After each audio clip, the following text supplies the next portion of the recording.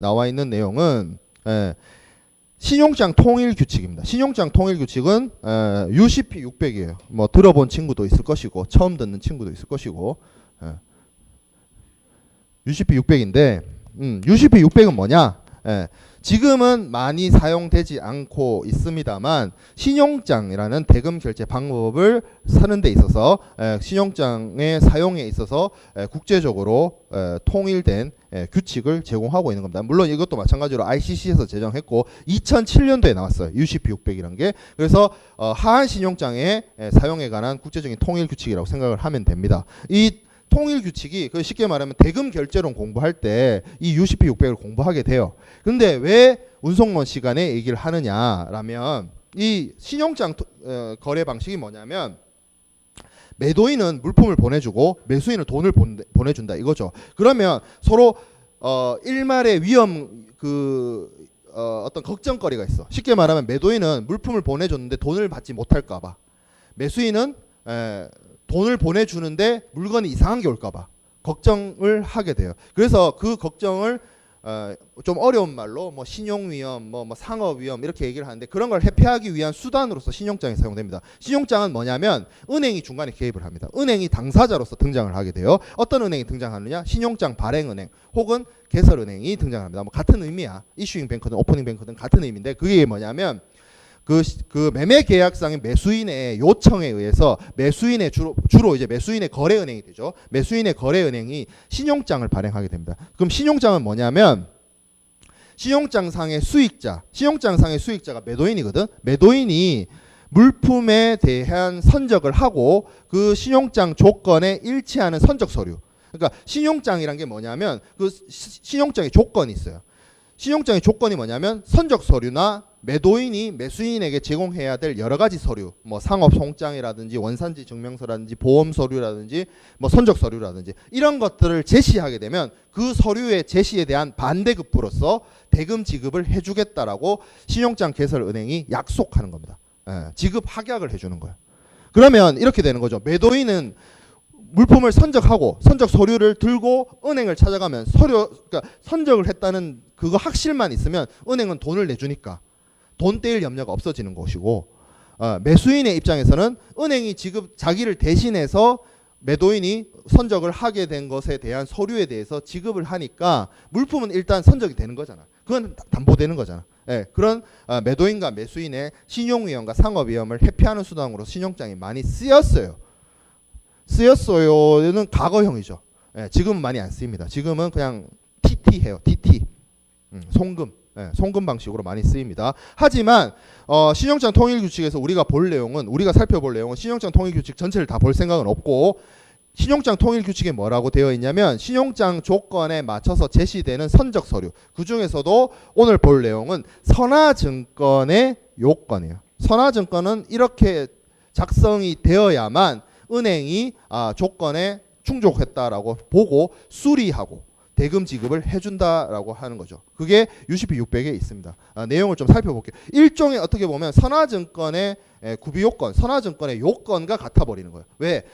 여기 UCP가 사실상 은행을 규율하는 거고 은행이 신용장 쓰는데 중요한 규칙이긴 합니다만 사실 국제운송하고 별 의미가 없을 수도 있고 국제운송하고 별 상관이 없을 수도 있지만 선화증권이 저렇게 그러니까 UCP 600에서 요구되는 대로 발행되지 않으면 은행이 수리 거절해버리기 때문에 신용장을 쓰지 않더라도 사실상 선화증권은 저런 내용들이 담겨져 있어야 된다는 어떤 규율이 돼버린 거예요. 그래서 좀 살펴보도록 하겠습니다. 자, 그래서 신용장 통일 규칙의 선화증권에 대해서 서류의 명칭에 관계없이 선화증권은 사용되어질 수가 있습니다. 서류의 명칭에 여러 가지가 등장하죠.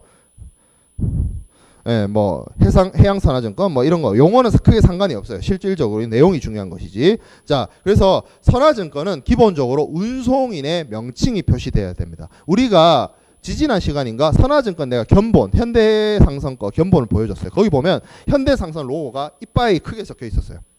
이빠이 쓰면 안 되는데 크게 매우 크게 아주 크게 그래요. 자, 어쨌든 그렇게 운송인의 명칭이 등장해야 됩니다. 운송인의 명칭이 등장해야 되고 운송인의 명칭만 등장하는 것이 아니라 운송인이나 선장, 사인이 되어 있어야 돼요. 사인, 서명, 그리고 운송인이나 선장의 대리인이 운송인의 선장이 직접 할 수도 있고 운송인이나 선장의 대리인, 에이전트, 대리인이 서명할 수도 있습니다. 뭐 대리인을 왜 써요? 라고 할 수 있는데 뭐 본인이 뭐 바쁘면 못 하는 거지 뭐. 그죠? 대행. 한동안 우리도 대행 체제였잖아. 자, 그런 식으로 운송인의 이름이 적히고 그리고 운송인인 혹은 선장의 사인이 되어 있어야 한다. 자, 그래서 운송인이 서명하는 경우를 좀 살펴보면 운송인의 명칭이 그 현대해상 그 선화증권처럼 그 선화증권 표지에 현대 그 로고 있죠. 현대 로고 빡 찍히고 현대상사라고 찍혀 있으면 어떻게 하면 된다? 밑에 있는 게 그냥 이름만 쓰면 돼요. 밑에는 그냥 이렇게 서명만 하면 됩니다. 서명. 왜냐하면 이름이 찍혀 있으니까. 근데 표면상에 그렇게 운송인의 명칭이 적혀 있지 않으면 내가 운송인이다. 나는 운송인이다. 라는 걸 여기 나타내야 됩니다. as carrier. 내가 운송인이야. 뭐 이런 거죠. 그리고 운송인의 대리인이 사인을 하는 경우도 있을 수 있어요. 그러면 나는 여기서 이제 본인이 할 때 운송인이나 선장이 본인이 직접 서명할 때는 내가 운송인이야. 내가 선장이야. 이것만 하면 되는데 대리인들이 사인할 때는 내가 누구를 대리하는지를 다 표시해 줘야 돼. 지금 여기 보면 운송인의 대리인이 ABC 컴퍼니고 XYZ 시핑이 운송회사예요. 그래서 ABC 컴퍼니에 대해서 자기가 대리인이다. 누굴 대리한다. 여기 보면 S 에이전트 4라고 되어 있죠. 그 뒤에 오는 사람이 본인이지. 그래서 XYZ 시핑을 대리해서 ABC 컴퍼니가 사인한다. 저런 것들을 다 나타내 줘야 됩니다. 그 얘기죠. 그리고 선장이 사인하는 경우에는 선장으로서 사인하고 선장의 또 대리인이 사인하는 경우에는 ABC 컴퍼니가 S 에이전트 4 마스터가 선장이거든. 그래서 그 선장을 대리한다는 것을 나타내 줘야 합니다. 자, 그리고 선화증권의 종류와 관련해서 두 가지를 크게 나눠서 생각해 볼 수가 있어요. 선적 선화증권이 있고 수치 선화증권이 있습니다. 선적 선화증권은 그야말로 지정된 선박에 물품이 선적된 경우에 그것을 선적 선화증권이라고 합니다. 그리고 수치 선화증권은 운송인이 본선에 선적하진 않았지만 운송인이 물품을 수치 수령한 경우에는 수치 선화증권이라고 해요. 이게 중요한 차이점이 뭐냐면 UCP에서 은행들이 선적 선화증권은 수리해 줍니다. 받아줘요.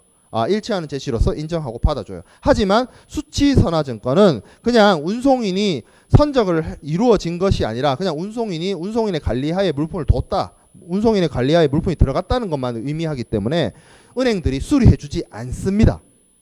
여기서 문제가 발생하는 거야.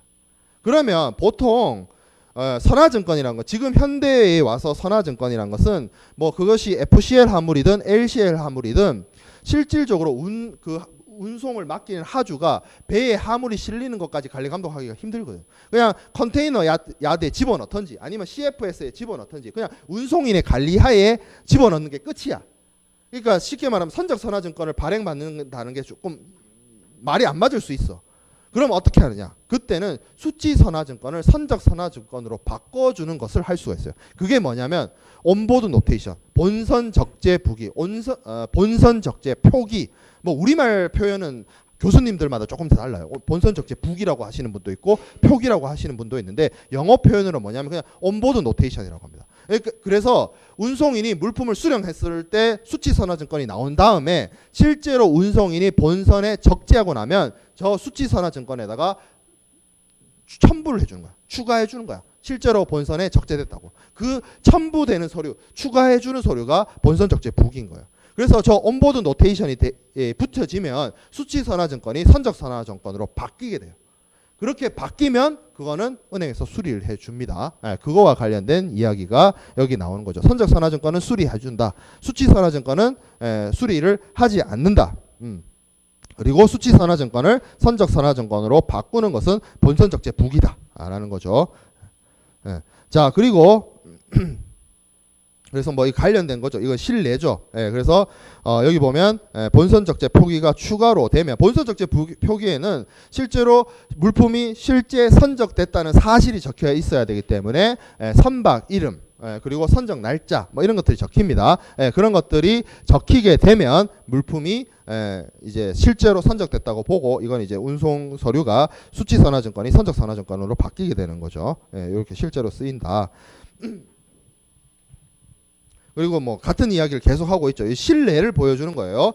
신용장 조건에 선적을 방콕에서 쿠웨이트로 한다라고 하면 실제 선화증권도 방콕에서 쿠웨이트로 가는 내용이 적혀 있어야 되고, 그리고 선화증권의 어떤 뭐 지전 선박 이런 거는 사실 사전 인쇄 문헌인데 사전 인쇄 문헌하고 상관없이 여기 밑에 본선 적재 표기가 이렇게 딱 찍히면 이것은 선적 선화증권이 되고 은행에서 받아들여지는 선화증권이 되는 겁니다. 그리고 실제 운송이 어떤 한적을 거칠 수도 있어요. 한적을 거친다 하더라도 중요한 거는 신용장 조건에 부산에서 롱비치가 LA에 있는 거예요.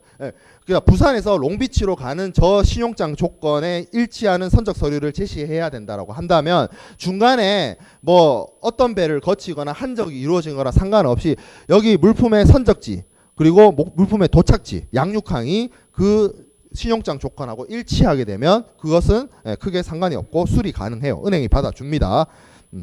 자, 그리고 선화증권이 여러 통이 발행될 수도 있어요. 여러 통이 발행된다라고 한다면 그 원본 전통을 제시하도록 하고 있습니다. 그래서 2통 이상의 원본이 제시되면 이것을 수리하고 한 통만 원본이 발행됐다라고 하면 그 한 본을 제시를 해야 됩니다. 자, 그리고 뭐 그 선화증권이 지금은 사실상 이걸 쓰지 않는데 예전에 뭐 전신 쓰고 IT가 발달하지 않았을 때는 숏폼이란 게 있었어요. 그러니까 쉽게 말하면 예전에 전보 치던 시절에 그때는 신용장 풀텍스트를 상대방한테 보내는 게 어려우니까 약식 선화증권이라는 게 쓰였어. 근데 쉽게 말하면 이 정식 선화증권이든 뭐 약식 선화증권이든 뭐 크게 상관없이 은행은 받아준다 그 얘기를 하고 있는데 지금 현재로서는 다 IT 기반으로 인터넷 웹으로 해가지고 들어가 보면 자기의 신용 선화증권을 조회해 볼 수 있기 때문에 이건 지금 크게 문제가 되지 않는 내용입니다. 자, 그리고 이게 중요하죠. 우리가 배웠던 내용하고 관련되어 있는 게 용선 계약에 따른다라고 되어 있는 용선 계약 관련 선화증권의 경우에는 이거를 수리해주지 않습니다. 자, 중요한 게 뭐냐면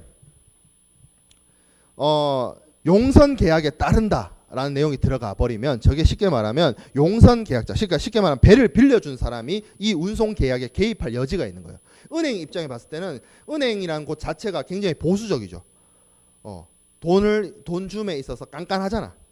그렇기 때문에 이 일반적인 선화증권이 아니라 배의 주인, 용선주, 그러니까 선주가 개입할 수 있는 여지가 있다라면 그러한 선화증권에 대해서는 수리를 거절해 버립니다. 그리고 뭐 한적의 의미가 나와 있고 한적은 뭐 적재항으로부터 양육항으로 운송하는 과정 중에 한 선박으로부터 다른 선박으로 재적재가 이루어지는 것을 한적이라고 하고 이 한적과 관련해서는 기본적으로 뭐 한적을 금지할 수도 있고 허용할 수도 있는데 한적이 허용되면 한적하는데 아무 문제가 없는 것이고 한적을 금지하는 경우가 있어요. 신용장에서. 근데 이게 이제 여기서 하고 있는 얘기가 뭐냐면 신용장에서 은행이 운송을 할 때 한적을 금지하고 있다 하더라도 뭐예요? 이쪽 왼편에 컨테이너나 화물이 컨테이너나 트레일러 또는 레시선, 우리 레시선 공부했어요. 부선에다 화물 실어가지고 선박에다 올리는 거, 그런 것에 의해서 선적되고 한적이 행해질 것이라고 표시가 되어 있는 선화증권은 수리가 가능합니다. 수리가 가능해요. 왜 그러냐면 이 한적을 금지하는 문구가 왜 들어갔냐면 물품을 어떤 특정 배에 실어서 이동을 시켜서 목적지에 도착하면 아무 문제가 없는데 중간에 다른 배로 갈아타기 위해서 화물을 내리고 다시 싣고 하는 과정 속에서 화물의 파손 우려가 있었기 때문에 그래서 한적 금지가 들어가기도 했었어. 근데 문제는 뭐냐? 이 컨테이너 같은 것들은 어차피 그 컨테이너 안에 화물이 들어가 있죠. 컨테이너 그 통째로 그것을 사고가 발생한다거나 파손이 발생한다거나 멸실이 발생하지 않는다면 컨테이너 안에 실려 있는 화물은 컨테이너 그 자체가 창고 역할을 하면서 몇 번의 한적이 일어나도 화물에 크게 파손 우려가 없기 때문에 컨테이너에 화물을 실은 경우에는 한적을 금지했다 하더라도 선화증권을 수리해 줍니다. 그 얘기예요. 자, 그리고 선화증권상에 운송인이 한적할 권리를 유보한다는 조항이 있는 선화증권. 이건 이제 운송계약과 관련되어 있는 것인데, 뭐 목적지까지 도착할 때 운송인이 이 화물에 대해서 뭐 어떤 권한을 계속 유보하고 있다, 가지고 있다, 이런 것 내용이 들어가는 것에 대해서 은행은 신용장 발행은행은 뭐 크게 개의치 않는다, 그 내용을 담고 있습니다. 자, 여기까지가 그 신용장 통일 규칙에 있는 선화증권의 수리 요건인데 읽어보면 별 내용 아닌데 싶은 게 많아요. 뭐 이거 뭐 너무 당연한 소리 아니야? 신용장 원본이 2통 이상 나왔으면 2통 다 제시돼야지. 그거 너무나 당연한 소리지 않나? 근데 그걸 왜 적어놨을까라고 생각을 해보면 신용장 거래의 원칙 때문에 그렇습니다. 신용장 거래는 은행이 서류만 일치하는 서류의 제시만 이루어지면 그 서류 제시에 대한 반대급부로서 돈을 주는 거예요. 실제로 물품이 어떤 것이 선적됐고 물품이 어디쯤에 와 있고 물품이 목적지에 도착하고 이런 거는 은행이 따지지 않아요. 그렇다 보니 은행은 철저하게 서류 내용의 그 한 글자 한 글자에 대해서 굉장히 집착합니다. 그래서 앞에서 봤던 것처럼 그 사인을 뭐 누가 아무나 하면 되지 왜 꼭 뭐 대리인이 하게 되면 누구를 위해서 했다든지 그런 세부적인 내용에 대해서 디테일하게 규정되어 있느냐? 서류만 보니까 은행은 서류가 완벽하면 실제 물품이 완벽한지 안 완벽한지 상관없이 돈을 지급해 주거든. 신용장 거래 방식으로 이용을 할 때 그런 내용입니다. 자, 그럼 신용장 통일 규칙과 관련된 선화증권의 수리 요건에 대해서 살펴봤고, 자, 이제 해상운송과 보험. 사실 오늘 하는 내용을 하게 된 가장 큰 이유는 보험과 관련된 이슈를 이야기하려고요.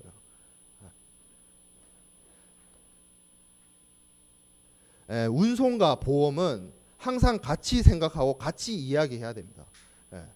이게 뭐 운송론 따로 보험론 따로 이렇게 수업 커리큘럼이 짜져 있으니까 운송론에서 운송 배우고 보험론에서 보험 배우고 이런 방식으로 가는데 사실 운송과 보험은 항상 같이 가는 거예요. 왜? 운송 계약을 체결하면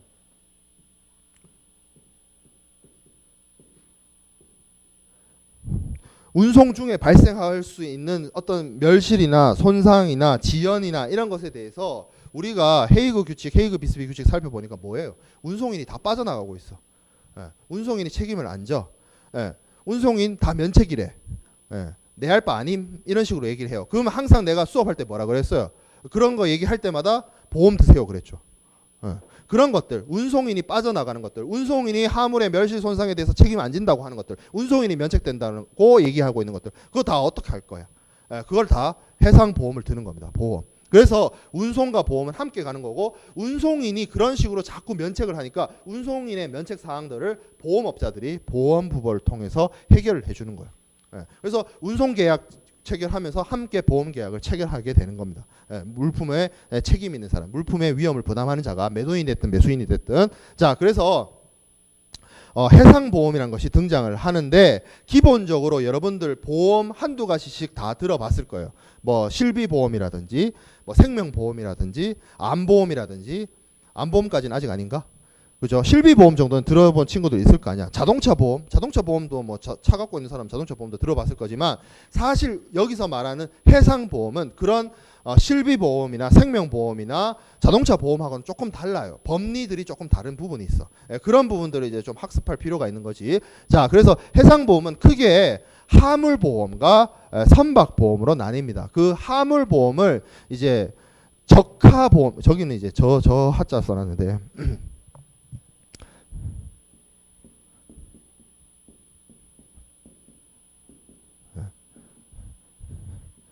요게 화물보험이에요. 카고, 구스, 물건, 그거고, 아니면 이제 선박보험이 있습니다. 선박보험. 선박보험은 배 그 자체, 배 자체. 선체 보험이죠. 일종의 선체 보험. 그러니까 선박 보험도 선체 보험과 선비 보험이 있는데 어찌 됐든 선박 보험과 적하 보험으로 나뉩니다. 크게. 그리고 용어적으로 여기 보면 보험자가 있고 보험 계약자가 있고 피보험자가 있습니다. 자, 보험자는 쉽게 말해서 보험 회사를 얘기를 해요. 보험업자를 얘기를 합니다. 그래서 보험 회사는 보통 인슈어러, 어슈어러 이렇게 표현을 하고 그 개인 보험업자가 있어요. 로이드, 이거 뭐 지금 보험론 시간이 아니니까 자세하게는 설명을 못 하는데 영국의 로이드 같이 개인 보험업자가 있어요. 그런 사람들은 언더라이터라고 합니다. 이게 뭐 인슈어러든 언더라이터든 똑같이 보험을 인수하는 사람, 보험을 부보해 주는 사람, 보험 계약을 체결을 통해서 보험료를 받고 보험금을 지급해 주는 사람을 다 보험자라고 표현을 합니다. 자, 그리고 보험 계약자는 뭐냐면 자기 명의로서 보험 계약을 체결해서 보험자한테 보험료를 주고 계약을 체결하는 사람이에요. 그리고 피보험자는 보험 목적물을 가지고 그러니까 보험 목적물인 그 피보험 이익을 가지는 사람. 그래서 실제로 사고가 나서 화물이나 선박에 멸실 손상이 발생했을 때 보험금을 타는 사람을 피보험자라고 해요. 이걸 왜 구분해 놨을까요? 보험 계약자하고 피보험자. 같은 의미 아니야? 달라요. 뭐 같을 수도 있지만 달라요. 왜 그러냐면 아까 우리 봤던 것 중에 살짝 이야기하고 쓱 지나갔는데 CIF에서 보면 CIF에서 뭐야? 매도인이 매수인에게 물품을 선적할 때 위험 부담을 넘겨주는데 비용을 매도인이 부담해요. 어디까지? 목적지 양육항까지 도착하는 운임과 보험료를. 그러면 보험료를 매도인이 부담한다는 것은 매도인이 보험계약 체결하고 보험료를 낸다는 건데 중요한 거는 뭐냐면 물품의 위험은 선적지에서 넘어가. 그러니까 매수인 물건이야. 매수인 물건인데 매도인이 보험계약을 체결해줘요. 쉽게 말해서 CIF에서 보험계약자는 매도인이 되고 보험계약을 보험자랑 체결하니까 보험 비용을 부담한다는 말이 보험자랑 자기가 직접 보험계약을 체결한다는 뜻이거든. 근데 그 보험계약 체결해주는 물건이 내 물건이 아니야. 누구 물건이야? 매수인 물건이야. 그러면 사고가 발생해서 보험금 타는 사람은 피보험자, 매수인이 돼요. 그런 것처럼 CIF 계약을 통해서 이루어지게 되면 보험 계약자가 피보험자가 다릅니다. 여러분들이 들은 실비보험도 부모님들이 들어준 거잖아. 여러분 돈으로 든 거 아니잖아. 그럼 부모님이 보험 계약자죠. 근데 여러분들이 병원 가면 여러분들이 보험료 타죠. 그리고 여러분 통장에 꽂히잖아. 그거 내 거지. In my pocket. 그런 거 생각해 보면 돼. 보험을 실제로 계약하는 사람하고 보험금 타는 사람. 자, 이게 또 헷갈릴 수 있는데 보험 계약자나 피보험자가 보험회사에 주는 돈은 보험료예요. 보험료. 요금할 때 요자 써서 보험료. 보험자가 보험 계약자나 피보험자한테 주는 돈은 보험금이라고 합니다. 보험금.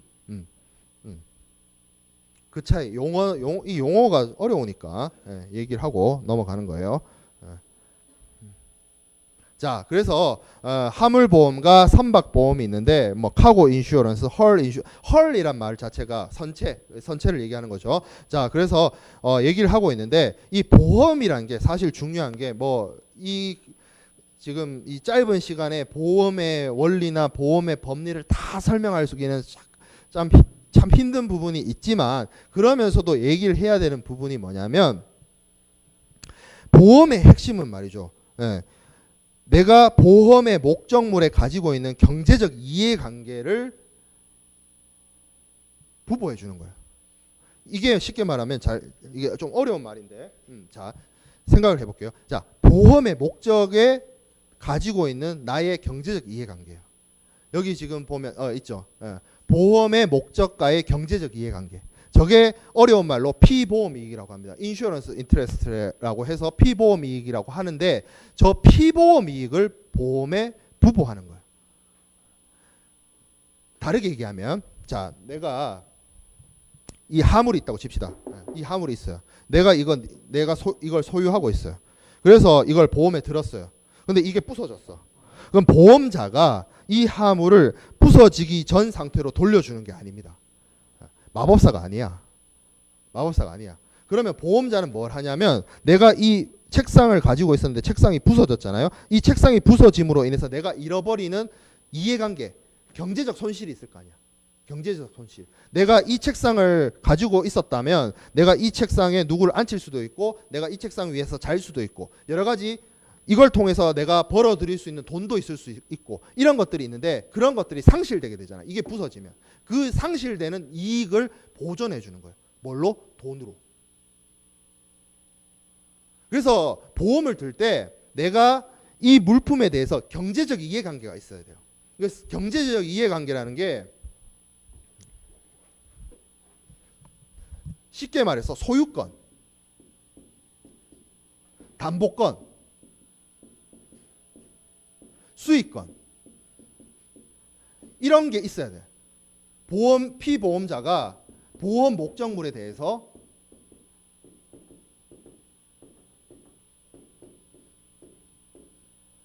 이러한 경제적 이해관계를 가지고 있어야 돼. 여기서 말하는 경제적 이해관계란 게 어렵게 생각하지 말고 우리가 화물에 대해서 가질 수 있는 소유권이나 담보권이나 수익권이라고 생각을 하면 돼.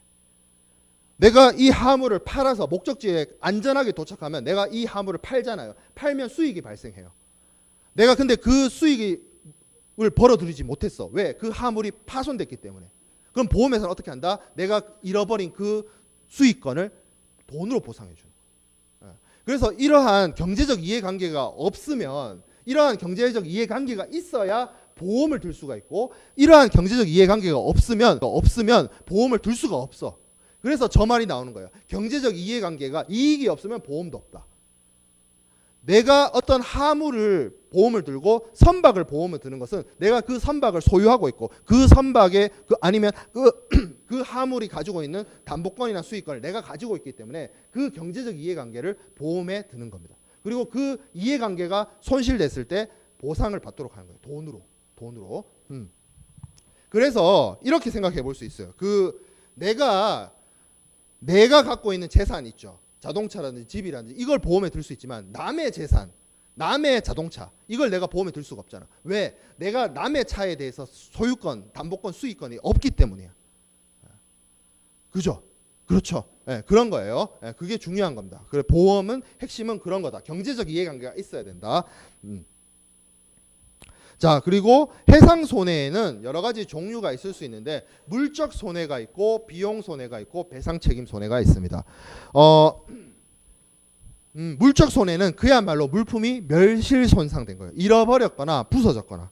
예. 그리고 비용 손해는 지금 제가 다른 학교에서 지금 요번 보험 학기에 보험론 수업을 하고 있어요. 근데 비용 손해에 대해서 개념적으로 이해를 못하는 친구들이 있더라고요. 이렇게 설명을 해주니까 비용 손해는 뭐냐면 화물이 멸실 손상되면 내가 갖고 있던 화물이 부서지거나 없어지거나 하면 내가 그 화물에 대해서 갖고 있었던 경제적 이해관계가 손상된다는 건 이해가 되죠.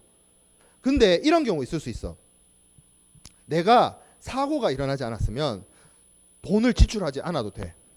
근데 사고가 났어. 근데 갑자기 사고가 발생하는 바람에 내가 부담하지 않아도 되는 비용이 발생해.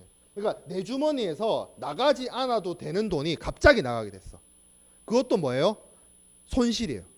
그걸 이제 비용 손해라고 하는 거야. 예, 여기서 말하고 있는 뭐 구조비라든지 사고가 발생해서 뭐 아니면 손해 방지 비용이 발생한다든지. 그러니까 내가 원래대로 정상적으로 화물이 정상적으로 운행해서 목적지에 안전하게 도착했으면 쓰이지 않아도 되는 비용들 이런 것들을 부담하게 되는 경우를 비용 손해라고 봅니다. 밑에 있는 배상 책임 손해는 마찬가지로 이런 거예요. 화물이 안전하게 도착하면 아무 문제가 없는데 화물이 운송되는 과정 속에서 다른 제3자의 재산이나 제3자의 선박이나 제3자의 화물에 대해서 손해가 발생해서 충돌이 났다든지 이런 경우에 제3자에게 배상해 줘야 되잖아. 예, 그때 발생할 수 있는 비용 부담들을 보험회사들이 처리를 해주는 거예요. 그래서 보험이란 거는 해상보험에서는 여기 나와 있는 물적 손해, 비용 손해, 배상 책임 손해를 보험회사가 발생했을 때 부보해 주는 것을 해상보험이라고 하는 것이고 이 물적 손해 중에서는 크게 이제 전손이 있고 분손이 있습니다. 전손은 영어 표현 그대로 토탈 로스예요. 다 잃었어. 다 잃었어. 내가 화물을 100을 가지고 있었어요. 가치로 쳤을 때. 근데 빵이 됐어. 이게 전손이에요. 전손. 예. 토탈 로스. 예. 자, 그 토탈 로스에는 두 가지가 있을 수 있습니다. 예, 현실 전선이 있고 추정 전선이 있을 수 있어요. 예, 그리고 분손도 있습니다. 분손은 뭐냐면 내가 100을 갖고 있었는데 1을 잃었어. 1을 잃으면 99죠. 그리고 99를 잃었어. 그럼 1만 남죠. 1. 이게 다 분손이에요. 전손 아닌 나머지는 다 분손이야. 물적 손해에서. 이거 되게 오해하더라고. 뭐 분손은 조금만 잃으면 분손인가요? 아니야. 1%를 잃어서 99%만 남았어도 분손. 99%를 날려먹어서 1%만 남았어도 분손. 이거예요. 헷갈리면 안 돼. 그래서 분손은 어떤 게 있냐면 단독 훼손이 있고 공동 훼손이 있어요. 공동 훼손. 자, 하나하나씩 봅시다. 자, 현실 전선. 그야말로 없어졌어. 그야말로 못 쓰게 됐어. 그야말로 상업적 가치를 완전히 상실했어. 그래서 보험의 목적이 파괴됐어. 그리고 상품 가치가 완전히 없어졌어요. 뭐 여기 나와 있죠. 화재로 인해서 선박이 홀라당 타버렸어. 아니면 여기 바닷물이 들어와 가지고 시멘트가 딱딱하게 굳었어. 더 이상 쓸 수가 없는 거죠. 가치가 없는 거죠. 그리고 피보험자가 보험의 목적의 점유권이 박탈돼서 이를 회복할 수 없는 경우, 포획, 납포, 몰수 이런 걸 당할 수 있습니다. 예전에 그 보험 관례 판례들 중에 그런 게 많아요. 세계 1차 대전, 세계 2차 대전 때 적국 있죠, 적국. 그러니까 뭐 예를 들어 영국 배였는데 영국의 적국이 그 당시에 독일이었잖아. 독일군이 영국 배를 납포해 갔어. 그러면 독일이 납포해 간 저 배가 사실상 멀쩡한 상태죠. 끌고 갔으니까. 근데 영국 사람 입장에서 독일군이 끌고 간 내 배를 달라고 할 수 있나? 전쟁 중에? 총 맞지 않으면 다행이지. 그죠? 그죠? 그런 상태. 배는 멀쩡한데 내가 내 재산권을 행사할 수가 없어. 내 건데. 내 거였지. 내 거였던 게 되는 거지. 그런 경우. 그런 것들이 이제 전손입니다. 자, 그리고 뭐 선박이 행방불명돼서. 뭐 선박 출항 후 1년, 뭐 3개월 되어 있는데 사실상 이제 선박의 행방불명은 거의 이제 이제 진짜 통통배 아닌 다음에야 선박의 행방불명은 있을 수가 없는 게 배마다 요새는 다 요새 배들은 뭐가 있냐면 GPS가 있어요. 진짜 우주로 나르거나 저기 뭐 해저 저 뭐 산만리 밑으로 저 쑥 꺼지지 않는 이상 못 찾지 않아. 어디 있는지는 알아. 지구상에만 있다면. 지구상에만 우리 우주 내가 내일 그거 보러 가거든. 가오갤. 그러니까 우리 우주 우리 지구에만 배가 있다면 어디 있는지는 알게 된다니까. 그러니까 선박에 행방불명이 있을 수는 없지. 근데 예전에 GPS 없던 시절에는 배가 출항을 했는데 목적지 도착을 안 했대. 근데 돌아오지도 않아. 뭐 진짜 어디로 갔는지 모르는 거지. 망망대해 속에서 어디로 끌고 갔는지 모르지. 그런 경우에 전선으로 처리를 해줬어요. 그게 이제 MIA에 있는 내용이고, 자, 현실 전선은 그렇고 추정 전선이 있습니다. 추정 전선. 추정 전선은 뭐냐면 사실상 어떤 경우냐면 여기서 99%를 잃은 걸 내가 분손이라고 하긴 했는데 99% 정도 잃었어요. 내가 갖고 있는 재산이 100이었는데 99%가 날아갔어. 진짜 1만 남았어. 이제 그러면 이제 보통은 어떻게 되냐면 멘탈이 붕괴되죠. 멘붕에 빠지죠. 어떻게 살 것인가. 뭐 이런 사람이죠.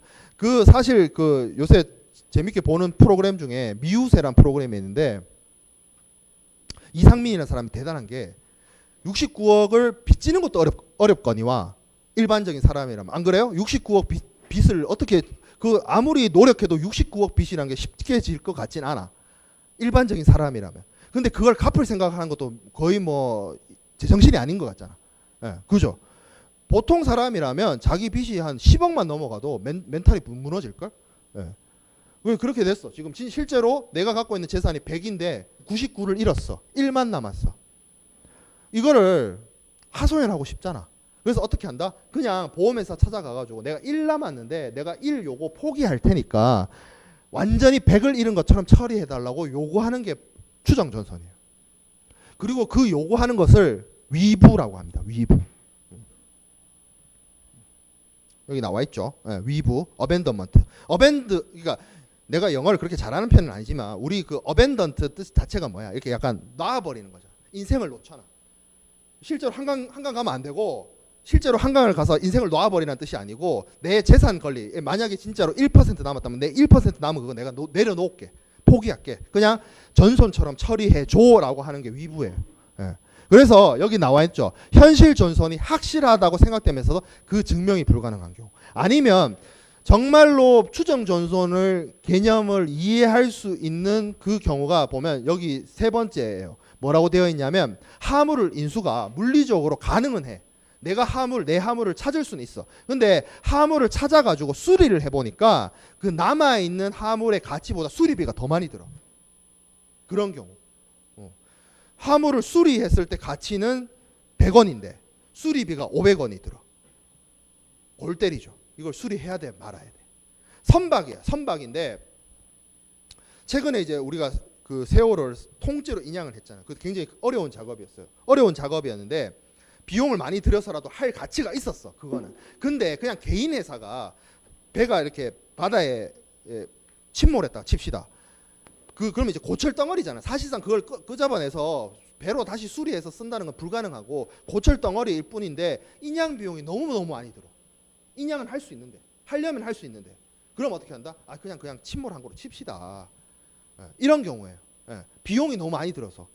그런 경우가 다 추정 전손에 해당이 됩니다. 그래서 추정 전손을 주장할 수 있는 상황이 되면 피보험자는 보험자에게 이거를 분손으로 처리하지 말고 전손으로 처리해 주세요라고 요청하는 것이 위부고, 그 위부의 통지가 받아들여지면 보험자는 전손으로 처리하게 되는 것이 추정 전손입니다. 추정적으로 현실적으로 전부 다 잃은 건 아니지만 추정적으로 네가 다 잃었다라고 생각을 해서 취급을 하는 게 추정 전손이에요. 그 얘기입니다. 대위는 함께 뒤에서 함께 설명을 할게요. 자, 대위가 있어요.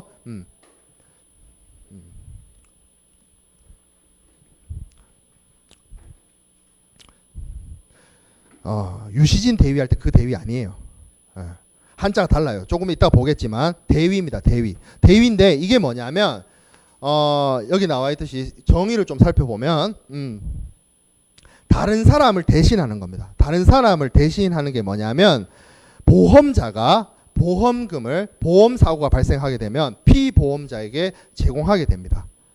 그러면 우리가 처음에 얘기했던 것처럼 피보험자는 자기가 보험 목적물에 가지고 있었던 경제적 이해관계를 금전으로 보상받게 되죠. 보험금을 받게 되면. 내가 100을 갖고 있었다가 30을 잃었어.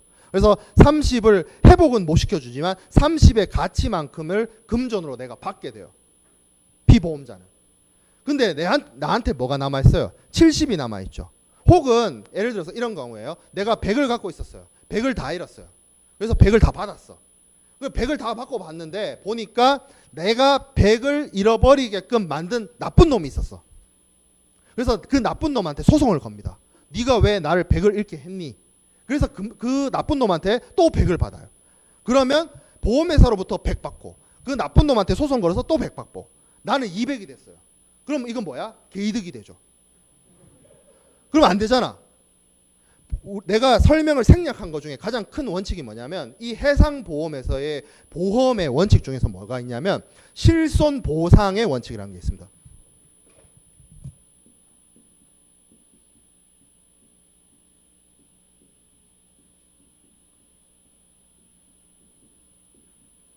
이게 뭐냐면 그러니까 이게 뜻을 풀면 실제로 내가 잃어버린 만큼만 보상해 준다는 거예요. 보험업자가. 내가 잃어버린 것보다 더 많이 보상을 해주면 그거는 보험이 아니고 갬블이에요. 도박이지. 하이 리스크 하이 리턴. 내가 실제로 잃어버린 부분, 그 부분만큼만 딱 보상해 주는 게 보험의 원리입니다. 그런데 아까 얘기한 것처럼 내가 보험회사로부터 보험금 타내고 내가 나쁜 놈한테 또 소송 걸어가지고 또 타내고 두 번 해먹는 그런 거 하면 안 돼요.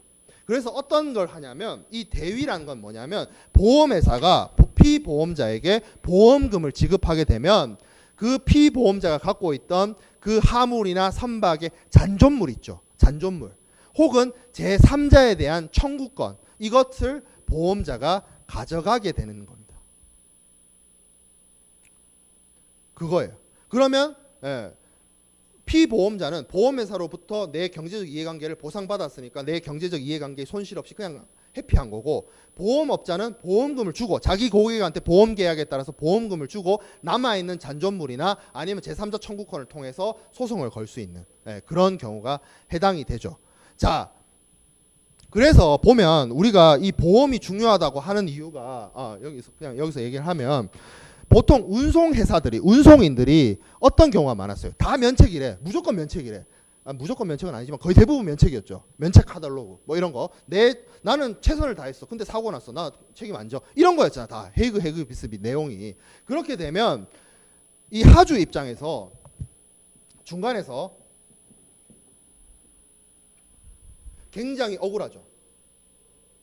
운송계약은 체결을 했는데 운송계약을 체결해서 보니까 하주가 다 빠져나가. 그러니까 운송인이 다 빠져나가.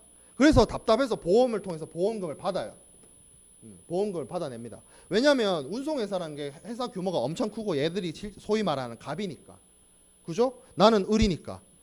얘한테는 뭐라 못하고 보험계약 통해서 보험금을 받아내요. 그렇게 돼서 보험금을 받아내면 보험회사는 이 하주로부터 제3자에 대한 손해배상 청구권을 가져가게 되거든. 그래서 보험회사는 보험금을 주고 나서 생각을 해보는 거죠. 내 고객이 사고가 나서 하물이 멸실손상돼서 보험금을 지급했는데, 이렇게 가만히 생각해보니까 운송인이 면책을 주장하는데 저 운송인의 면책을 내가 운송인이 뭔가 잘못한 게 있다는 사실을 입증하면 운송인으로부터 뭔가 뜯어낼 게 있는데 라는 생각이 들 수 있어요. 보험회사는. 왜? 보험회사도 회사가 규모가 크거든. 강남에 가봐요. 강남하고 신논현역 사이에 가장 큰 빌딩이 누구 거야? 보험회사 거잖아. 그죠? 보험회사도 돈이 있거든. 그러니까 뭐예요? 얘도 나름 갑이거든. 그러니까 얘네 둘이 붙는 거예요. 법원에서. 실제로 운송계약 관련해서 하물이 멸실손상이 되면 하주하고 운송인이 붙을 일은 거의 없어요. 왜? 보험 처리 해버리니까. 우리가 대학원 같은 데 가서 운송이나 보험의 판례들을 공부해 보면 그 판례들이 붙는 게 보면 보통 운송회사하고 보험회사들끼리 붙어요. 보험회사는 왜? 운송계약을 체결한 주체가 아닌데 왜? 자기 고객한테 보험금 주고 그 피보험자가 갖고 있었던 운송인에 대한 제3자 청구권을 가지게 된 거야. 이게 대위야, 대위. 예. 내가 보험금을 지급하고 실손 보상의 원칙에 따라서 추가적인 이익을 얻지 않도록 내가 피보험자가 갖고 있었던 잔존물에 대한 건립, 제3자에 대한 청구권을 대신 가져가는 행위. 이게 대위입니다, 대위. 자, 이게 위부하고 대위가 그래서 말이 어렵고 헷갈리는 부분이 있는데, 이 내용 지금 여기 이 그림에서 설명하는 부분 내가 거의 다 설명을 했어요. 혹시 모르는 부분 있으면 다시 개별적으로 질문을 하도록 하고, 자, 위부와 대위를 한자를 보면 확 와닿아요. 한자. 저기 위부, 저 위에 보면 위부가 맡길 위자, 줄부자예요. 대위는 대신할 때 자리 위자예요. 여기 중국인 유학생들 있지만 중국인 유학생들도 저 한자 안 쓰잖아요. 저거 그 중국식 한자 있잖아. 간자체인가? 예, 그거 쓰죠. 저 그냥 우리나 일본에서 쓰는 저 한자인데, 위부할 때는 맡기다. 위원회 있죠. 위원회. 무슨 위원회 할 때 그 위자고, 저 줄부는 어떨 때 많이 쓰냐면 부탁. 부탁할 때 저 부자를 써요. 그 쉽게 말하면 위부란 말은 뭐냐면 맡기는 것을 부탁하는 거예요. 그 쉽게 말해서 이렇게 생각해 볼 수 있죠. 위부다. 맡긴다. 부탁한다. 무엇을? 피보험자가 자기 하물을 추정전손으로 처리해 달라고 부탁하는 거야. 누구한테? 보험자한테. 그러면 보험자가 그러니까 위부를 한다고 해서 무조건 추정전손이 되는 거 아니에요. 피보험자가 내 하물을 이거 내가 99% 잃었거든. 1% 남았거든. 야, 이거 그냥 추정전손으로 좀 처리해 줘. 부탁하는 거야. 내 하물 줄게. 1% 남은 건 너한테 맡길게. 제발 부탁할 테니 이거 추정전손으로 처리해 달라고 하는 거야. 위부의 뜻이. 그럼 대위는 뭔데? 대위는 왜 이렇게 보도마크가 잘 안 나오는 거야?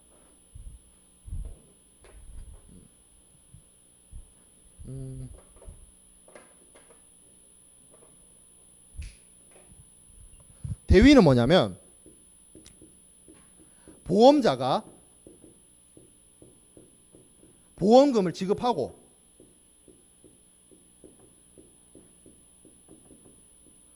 피보험자의 자리를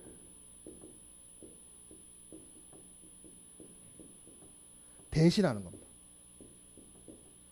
그래서 대위할 때 대위는 유시진 대위할 때 그 대위가 아니야. 클대자에 위간 위자 쓰는 게 아니고 뭐예요? 대신할 때야. 대신할 때. 대리인 할 때. 대통령 권한 대행할 때 그 대행할 때 대자. 대신하다. 누군가를 대신하는 거. 그리고 위는 자리 위야. 지위, 위치 할 때 저 위자를 써요. 그러면 자리나 위치를 누가 대신한다는 거야. 누가 누굴 대신한다고? 보험자가 피보험자의 자리를 대신한다고. 왜? 보험자가 피보험자에게 뭘 줬으니까? 보험금을 줬으니까. 그래서 피보험자가 갖고 있었던 제3자에 대한 손해배상 청구권, 그리고 피보험자가 갖고 있었던 잔존물의 권한, 이거 보험자가 가져가는 겁니다. 왜? 보험금 줬으니까. 그 뜻이에요. 한자 뜻을 살펴보면, 물론 지금 여기 내가 칠판에다 쓴 글씨 있죠. 쓴 의미 있죠. 이거를 위부와 대위를 설명할 때 그렇게 쓰면 안 돼요. 이건 내가 여러분들 이해시키려고 쓴 말이야. 위부와 대위의 학문적인 정의는 여기 강의 자료에 있는 정의야. 근데 여러분들이 위부하고 대위를 맨날 헷갈려 해. 그래서 한자를 뜻을 풀어보면 저런 뜻이야. 나한테 설명 듣고 나서 위부랑 대위가 헷갈리기 시작하면 안 돼. 대한민국에서 이보다 더 쉽게 설명 못 해. 위부랑 대위는. 아 진짜로. 어디 가서든 위부 대위를 이거보다 더 쉽게 설명할 수는 없어요. 지금 오늘 이 순간 이 강의실을 나가는 순간부터 위부하고 대위는 헷갈리면 안 되는 겁니다.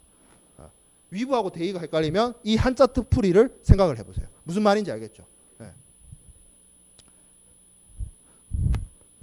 자, 그래서 위부와 대위의 개념 나와 있죠. 그래서 추정 존손을 성립하게 하도록 하는 것이 위부. 그리고 보험 사고가 발생했을 때 보험금 지급하고 나서 보험자가 피보험자의 남아 있는 권리 권한들을 가져가는 것이 대위입니다. 그래서 위부는 추정 존손의 개념에서 사용되는 것이고, 대위는 해상보험을 비롯한 모든 손해보험에서 쓰입니다. 그래서 이 추정 존손이란 게 사실상 해상보험에만 존재하는 거예요. 그래서 위부는 해상보험에서만 등장해요. 그런데 대위는 모든 손해보험에서 다 쓰여요. 보험자가 보험금을 지급하면 모든 관련된 권한을 보험자가 가져간다는 논리는 해상보험뿐만 아니라 자동차 보험이나 다른 손해보험에서 모두 다 쓰입니다. 이게 비슷한 사례가 항상 하는 얘기가, 내 친구한테 굉장히 미안한데, 내 아주 20년 지기 친구가 있어요. 중학교 때부터 친구인데, 중학교 1학년 때부터 친구인데, 지금 잘 나가는 의사님이야. 근데 이 친구가 몇 년 전, 한 5년? 6년 됐다. 이 친구가 그 차가 흰색 차였는데, 흰색 혼다 어코드였는데, 이거를 끌고 헬스장을 갔대요. 그래서 이제 사우나도 좀 하고 헬스도 하고 이러면서 기분 좋게 룰루랄라 나왔는데, 자기의 하얀색 혼다 어코드가 다시 나와 보니 까만색이 돼 있었다는 거야. 주차장에 누가 불을 냈대. 방아, 차 여러 대가 한 10몇 대가 탔대요. 그 주차장의 섹터에 주차되어 있던 차가. 자기의 그 하얗고 깨끗했던 차가 돌아왔을 때 까만색 차가 되어 있었을 때 내 친구의 그 심정은 어땠겠어요? 그래서 보험을 받았어요. 보험금을 받았어. 자, 그래서 내 친구는 한 몇천만 원 받았어요. 몇천만 원 받았는데, 그 까만색 차, 까맣게 타버린 차, 그거는 어떻게 됐겠어요? 내 친구께 이제 더 이상 아닌 거야. 왜? 나는 내 친구는 보험금을 받았으니까. 그 쉽게 말하면 그 까맣게 타버린 차가 뭐야? 잔존물이야, 잔존물. 그러니까 해상보험에서만 저 대위권이 행사되는 게 아니고 자동차 보험에서도 대위가 행사됩니다. 쉽게 말해서 자동차가 전손된 거잖아. 화재에 불타가지고. 그죠? 그런 경우처럼 모든 손해보험에서 대위권은 등장한다. 자, 법적 성질.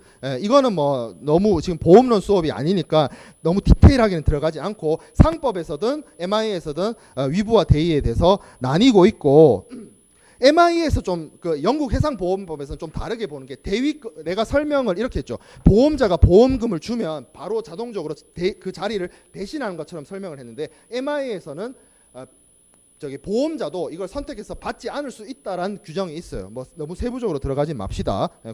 지금 강의 자료에 들어가 있으니까 내가 얘기를 하는 거고. 자, 그리고 위부는 무조건적이어야 돼요. 위부를 이렇게 지금 위부의 요건 중에서 무조건적이어야 된다는 말은 뭐냐면, 위부란 것 자체가 맡기고 부탁하는 거잖아. 완전 저자세잖아. 내 화물 이거 1% 남은 거 이걸로 나는 못 살아. 이거 그냥 0% 처리해줘. 전손으로 처리해줘. 라고 피보험자가 보험자에게 요청하고 부탁하는 건데, 이게 한번 부탁하면 무조건이야. 되돌릴 수 없어. 위부를 했다가 마음이 바뀌어서 없던 일로 해줘. 이거 안 돼. 안 돼. 그리고 불가분성.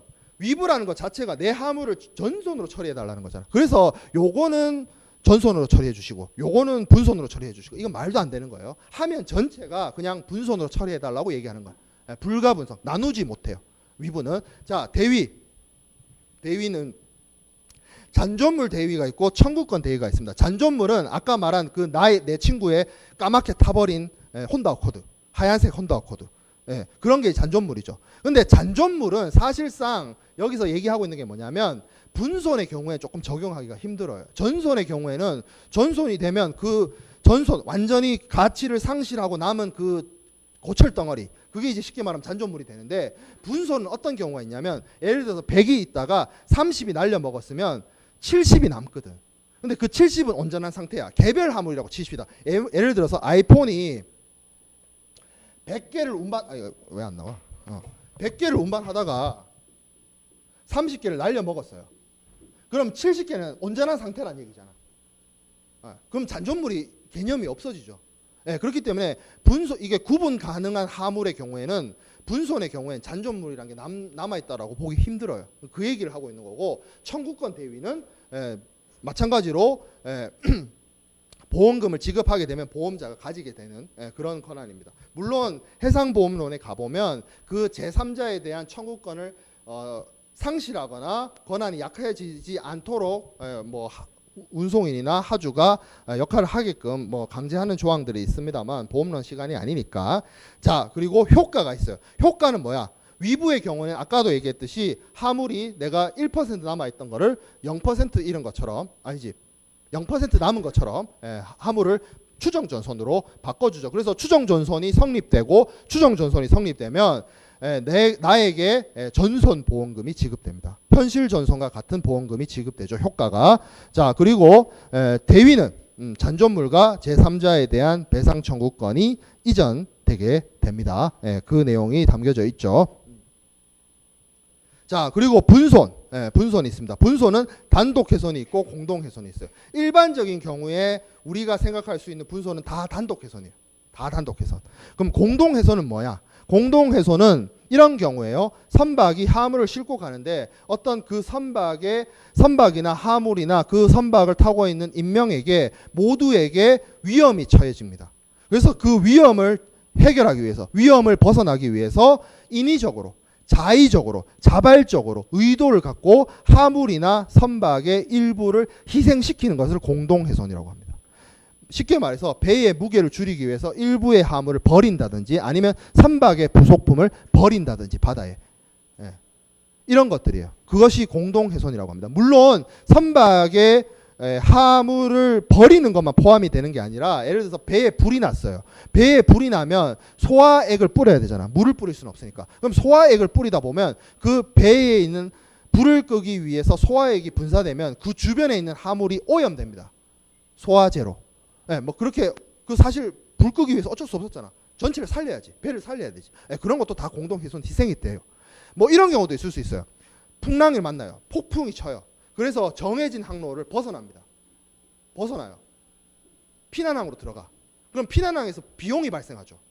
그런 것도 공동훼손 비용이에요. 그건 여기서 말하는 공동훼손 비용 손해. 그래서 어떤 희생을 통해서 나머지 화물 전체의 이익을, 소를 희생시켜서 대를 살리기 위한 게 이제 공동훼손의 법리인데, 그 공동훼손에는 물리적인 희생도 있지만 비용 손해도 있습니다.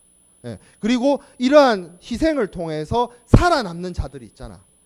대를 위해서 소를 희생했으면 그 살아남는 대가 있잖아. 그래서 살아남은 자들이 돈을 각출해서 희생된 소에게 분담금을 줍니다. 분담금을 줘요. 그래서 이게 이제 공동훼손 분담금이라는 겁니다. 공동훼손 분담금이라.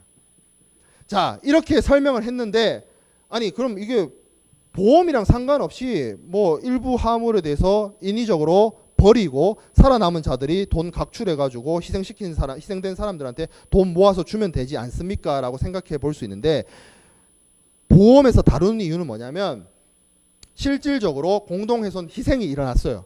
공동훼손 비용이 발생했어요. 그래서 내 화물이 멸실 손상이 됐어. 내 비용이 추가적으로 부담됐어. 그리고 내가 누군가에게 분담금을 줘야 돼. 이런 것들을 보험회사가 줍니다. 내가 공동희생의 대상이 됐어. 내 화물이 배를 살리기 위해서 바다로 던져졌어요. 그러면 저 공동해산의 정산까지 기다리는 게 아니라 그냥 나는 보험회사로부터 보험금 받아요. 그리고 대신 분담금을 받는 거는 보험회사가 받지. 왜? 대위권 때문에. 여기서도 대위가 쓰이는 거야. 자리를 대신하기 때문에. 그래서 공동훼손도 일종의 분손의 일종입니다. 자, 그리고 비용 손해가 있습니다. 비용 손해는 구조료가 있고 대표적으로 뭐 특별 비용이 있고 손해 방지 비용이 있는데, 구조료는 계약 관계에 아닌 제3자가 그냥 선의로 SOS 조난 신호에 따라서 구조해 줬을 때 그 사람에게 보상해 주는 돈이 구조비고, 뭐 특별 비용은 구조료나 뭐 다른 뭐 기타 비용이 아닌 특별 비용들을 얘기를 하는 것이고, 중요한 거는 이제 손해 방지 비용이에요. 손해 방지 비용. 피보험 목적물인 화물이나 선박의 손해를 경감시키기 위해서, 그리고 손해를 더 키우지 않기 위해서 들어가는 비용을 말합니다. 이건 이제 보통 보험계약자나 피보험자나 아니면 보험계약자나 피보험자의 대리인이 손해방지 행위를 해요. 사고가 났어. 불이 났어요. 불 꺼야지. 이런 것들. 손해를 더 키우지 않기 위해서 노력하는 것들. 이것도 보험회사가 피보험자나 피보험자의 대리인에게 그런 행위를 하게끔 하고 보상을 해줍니다. 비용이 발생하게 되면. 그리고 다른 것들과 다르게 손해방지 비용은 보험 금액을 한도를 넘어서도 해줘요. 뭐 보험 금액, 보험 가액을 지금 이 시간에는 배우지 않았으니까 넘어가기로 하고, 자, 배상 책임 손해는 선박이 서로 충돌하게 되면 그 충돌된 상대방에게 물어줘야 되는 돈. 우리가 쉽게 말하면 자동차 생각해 보면 되죠. 대차, 대물, 그거, 대인, 이거 부딪힌 상대방에게 물어줘야 되는 비용 손해도 보험회사가 보상을 해줍니다. 그런 거죠. 자동차 보험 생각해보면 쉽게 이해가 될 겁니다. 자, 지금 여기서 할 내용은, 또 이어서 할 내용은 뭐냐면 적하보험입니다. 적하보험의 약관. 적하보험 약관인데, 적하보험 약관이란 게 뭐냐면 보험자가 피보험자에게 가지는 의무, 부담, 부보하는 위험, 그리고 면책 위험, 이런 것들을 일목요연하게 정리해 놓은 것이 약관이고, 그 약관이 종류가 있어요. 일종의 상품이라고 생각해 보면 되죠. 여러분들 실손보험을 들거나 생명보험을 들거나 암보험을 들면 상품이란 게 있어요. 보험 상품. 요런 위험은 부보해 주시고, 요런 거는 특약으로 빠지고, 뭐 등등등등. 그런 것처럼 해상 적하 보험에도 약관이 있습니다. 그 약관의 종류가 크게 3가지가 있죠. 그래서 ICC-A, ICC-B, ICC-C 이렇게 나뉘어지는데, 이거는 사실상 1982년 신협회 적하약관이고, 옛날 구협회 적하약관은 ICC-AR, ICC-WA, 그리고 ICC-FPA라고 합니다. 그래서 우리말로 하면 ICC-AR은 올리스크라고 해서 전위험 담보고, 그리고 ICC-WA는 with average라고 해서 분손 담보. 그리고 ICC-FPA는 분손, 부담보, 분손을 담보하지 않는 조건이에요. 그 얘기인데, 이거는 뭐 보험론이 아니니까 요거는 얘기하지 않고, 신협회 적하약관 1982년도에 나왔고 2009년도에 한번 개정이 된 신협회 적하약관의 내용만 살짝 보도록 할게요. 그래서 보험자가 부보하는 부보 위험, 담보 위험이 여기 있는 애들이에요. 내가 이걸 보여주는 이유가 있어요. 한번 볼게요. 하재 폭발, 본선이나 부선의 자초교사 침몰 전복, 해상, 이거 뭐 육상 운송은 뭐 됐고, 뭐 아니면 여기 뭐 공동훼손 희생, 투하, 갑판 유실, 본선, 부선, 선창, 운송용구, 컨테이너, 보관 장소에 회수, 호수, 하천수 유입, 이런 것들, 뭐 쭉 있는데, 특히 하재 폭발이 뭐였어요? 지난 시간에 파이어 얘기했잖아. 기억하라고. 2NE1 얘기했잖아. 그건 뭐였어요? 운송인 면책이었잖아. 운송인 빠져나갔잖아. 운송인 불나서 화물이 멸시 손상되고 선박이 불타고 한 거 뭐라고 했어요? 난 면책, 나 책임 안 지. 네 알아서 해. 근데 보험자는 뭐다? 가장 중요한 담보 위험의 첫 번째로 뭘 얘기하고 있어? 하재를 얘기하고 있잖아. 그래서 지금 처음 얘기했던 것처럼 그 얘기죠. 운송인들이 다 빠져나가는 거를 보험자가 해결해 주고 있다. 그 얘기인 거예요. 그래서 지금 여기 있는 나와 있는 위험들이 보험자가 부보하는 담보 위험이 됩니다. 보통 운송인들이 면책으로 빠져나가는 것들이죠. 자, 그렇다 하더라도 보험업자도 모든 것을 부보해 주진 않아요. 보험업자들도 빠져나가는 구멍이 있어요. 근데 그거는 그럴만해. 보험자가 빠져나갈 만해. 그런 것들이에요. 뭐가 있을까요? 피보험자가 고의로 사고 낸 경우. 피보험자가 고의로 사고를 내면 그건 이제 보험이 아니지, 사기지. 그런 것들은 경우에는 보험자가 빠져나갑니다. 빠져나가고, 그리고 보험 목적물 통상의 누선. 그러니까 보험 목적물, 그 화물 자체가 문제가 있었던 거야. 화물 자체의 문제점. 그리고 보험 목적물의 포장이나 준비가 불완전해. 화물을 운항을 해서 국제 운송을 하려면 포장이 적절하게 돼 있어야 되잖아. 웬만한 충격을 견딜 수 있게끔. 근데 포장이 제대로 안 돼 있어. 그럼 화물 자체의 문제라고 봐야죠. 보험자의 잘못이라기보다는. 운송인의 잘못도 당연히 아니고 보험자도 책임지지 않습니다. 포장을 잘못해버리면. 자, 그리고 보험 목적물 고유의 하자. 성질. 이게 어떤 화물이 있는데 뭐 예를 들어서 뭐 농수산물이에요. 그 농수산물이면 냉동 컨테이너나 냉장 컨테이너를 활용을 해야 되는데 그냥 일반 컨테이너에 넣었어. 그럼 뭐예요? 한 달 가면 당연히 그 화물의 성질상 상하죠. 그런 것들 어떻게 하라고? 네가 알아서 냉장 컨테이너 썼어야지. 뭐 이렇게 되는 거야. 보험 목적물 그 자체의 하자. 이런 거죠. 습기가 차면 곰팡이가 펴. 그럼 제습제를 넣어야지. 당연히 알아서. 그런 것들. 보험자가 이런 것들은 당연히 빠져나가는 겁니다. 그리고 뭐 어떤 것이 있을까요? 뭐 8번 원자력 또는 원자핵의 분열, 융합, 그와 그 밖에 이와 유사한 반응 또는 방사능 물질을 사용하는 무기. 이건 뭐야? 뭐 말은 길게 했는데 간단하게 말해서 핵이지, 핵. 정은이가 좋아하는 핵이야. 우리가 인류 역사상 핵무기가 2번 사용됐죠. 히로시마하고 나가사키에. 근데 그 당시에 그게 언제예요? 1945년이잖아. 거의 60년, 70년 전이죠. 60년, 70년 전에는 히로시마나 나가사키에 거의 한 번 떨어질 때마다 10만 명씩 죽었다 그러거든. 10만 명. 10명 아니고 10만 명씩 죽었어. 폭탄 하나에. 충격적이죠. 근데 그건 70년 전 기술이야. 지금 쓰는 핵폭탄 있죠. 수소폭탄. 드러나 봤어요? 차르본바라고. LG 트윈스의 모 야구 선수 얘기하는 거 아님. 그 폭탄 이름이야. 그거 하나 떨어지면 한반도가 없어질 수도 있어. 한반도가 없어질 정도의 핵폭탄이 떨어지면 보험회사가 어디가 있을까요? 현대해상이나 저 동부화재나 삼성화재가 한반도에 그런 차르본바가 떨어졌어. 보험회사 보험금 받으려고 찾아갔어. 보험회사 어디 있어? 없죠. 없죠. 핵무기까지 떨어졌는데 뭔 보험을 찾아요. 너도 죽고 나도 죽고 다 죽는데. 그래서 이런 것들은 보험자 면책입니다.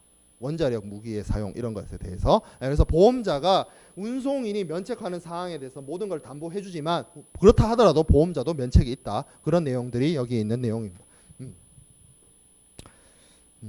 자, 이제 거의 다 했어요. 우리 오늘 그 선화증권의 이면약관인데 도통 못 보겠네. 뭐 다음 시간에 보도록 하고 여기까지만 하고 강의를 끝낼 건데, 여기 있는 내용은 뭐냐면 이것도 이제 해상운송과 함께 생각해 볼 수 있는 부분인데, 우리가 해상운송을 하면서 그런 얘기를 했습니다. CY도 얘기하고 CFS도 얘기를 하고 했었어요.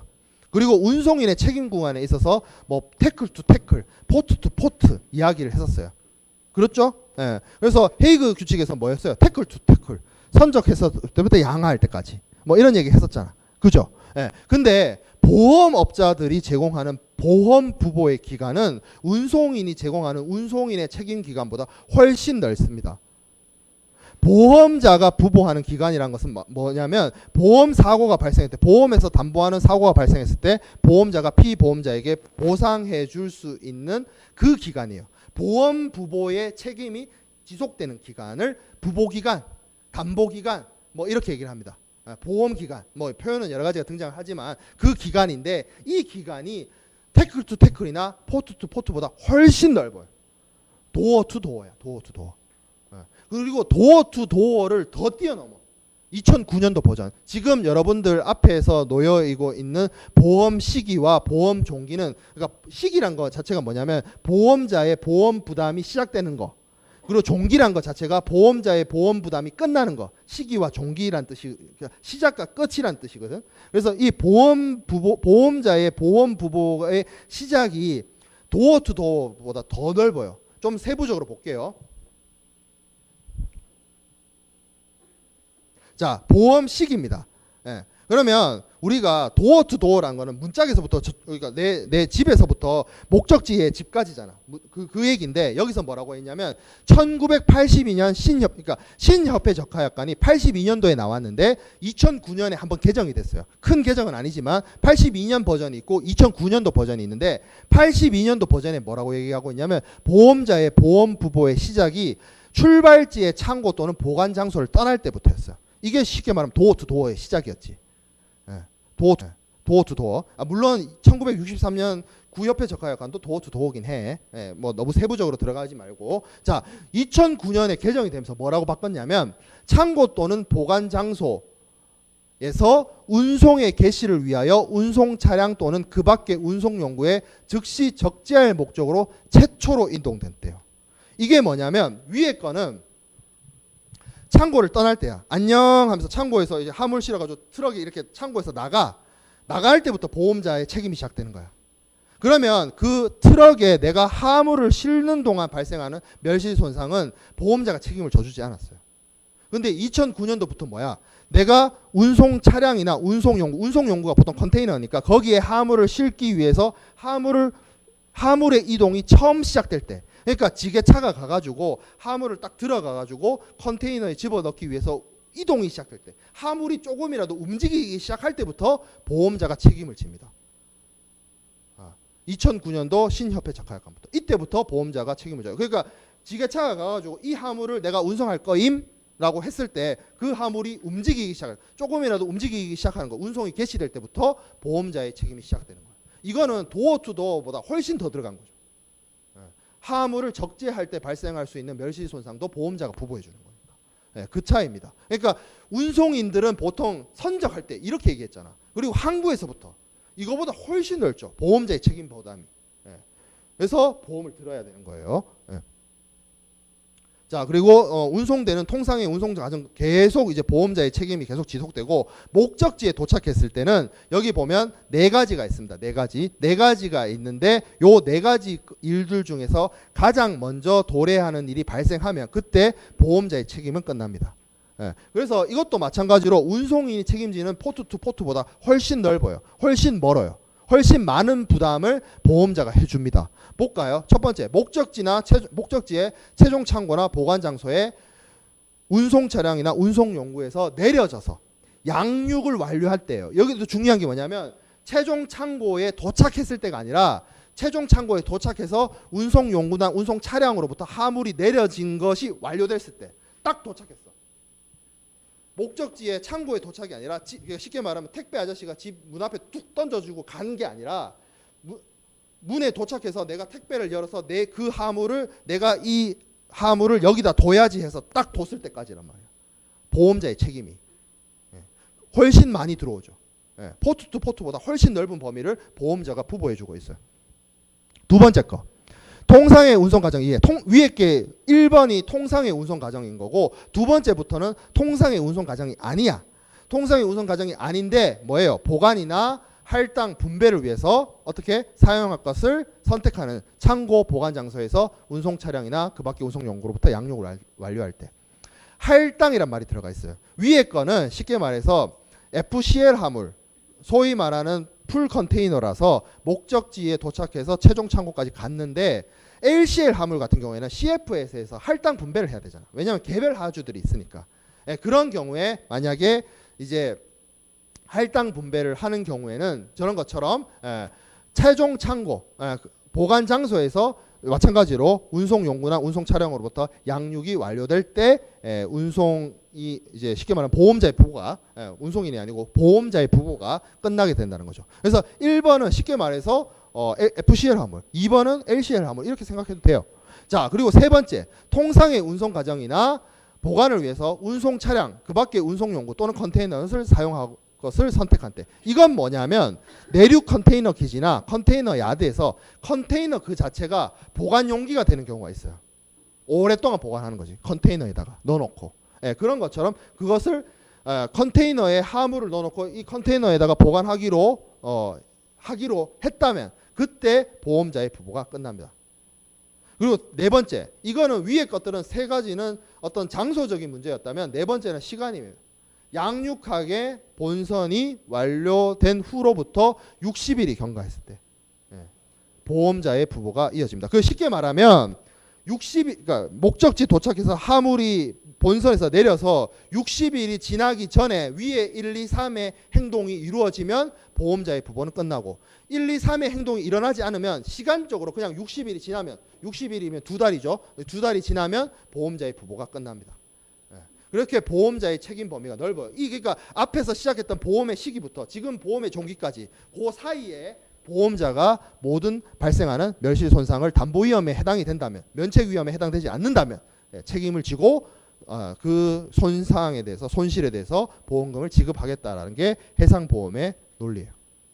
그래서 우리가 국제 운송을 공부하는 데 있어서 필요한 해상보험의 대략적인 개괄적인 이론과 논리를 공부를 했어요. 그래서 해상 운송을 이해하고 무역 실무를 이해하는 데 좀 도움이 되길 바라요. 그래서 다음 주에는 우리가 못했던 이면약관은 그냥 내용이 많아 보이지만 이거 체크하고 넘어갈 거야. 너무 신경 안 써도 돼. 그래서 요거 하고 다음 주부터는 이제 복합운송 쪽으로 넘어가도록 하겠습니다. 오늘 조금 수업을 길게 했는데 고생했고 다음 주에 보도록 합시다.